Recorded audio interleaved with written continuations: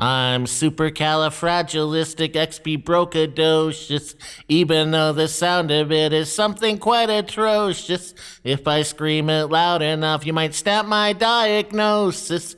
I'm supercalifragilistic, expibrocadocious.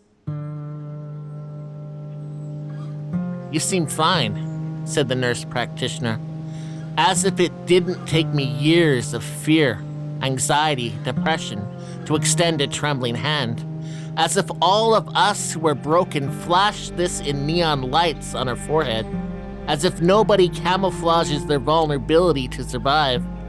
You're intelligent and articulate, she said. You have a good sense of humor. She never saw the hours and days hiding in my room because I don't want to face the other people living in the same house. Never mind the outside world. The number of times I've rehearsed this conversation, the tremor in my throat as I force out the words, I'm not coping. I haven't been for a long time. It takes a year of pleading before I get an assessment. The psychologist eyes me like an exotic insect. Severe depression, severe anxiety disorder, severe social avoidant personality disorder, describes me as cold, emotionless, lacking empathy, robotically rattles off the traits of a psychopath. In actuality, I disassociated myself, hid my emotions away as he took a meat cleaver to the sacred, dropped pieces of my personality, fragility, tenderness, rage into neat, tidy candy, color-coded boxes with affixed labels such as paranoia, depression, psychosis. He said I would never be able to speak in public.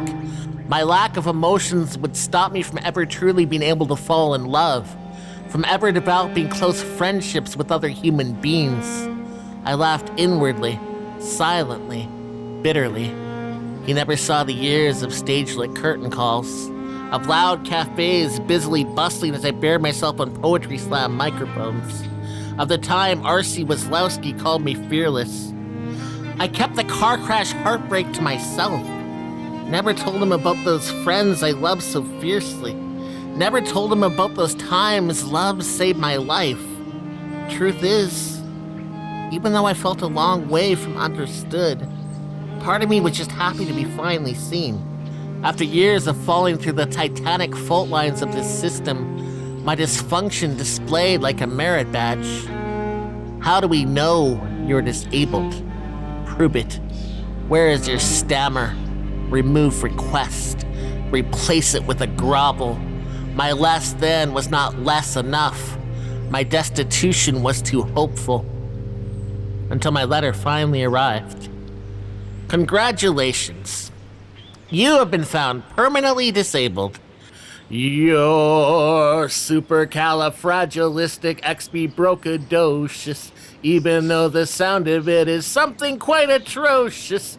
Just be happy that you got your diagnosis. You're supercalifragilistic, expibrocadocious.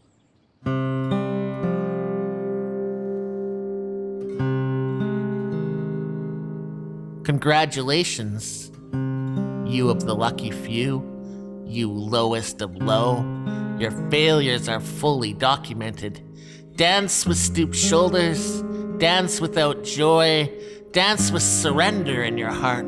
Slower, get that spry out of your step, that glimmer out of your eye. Bravo. Excellent. Excellent. Congratulations. Job well done.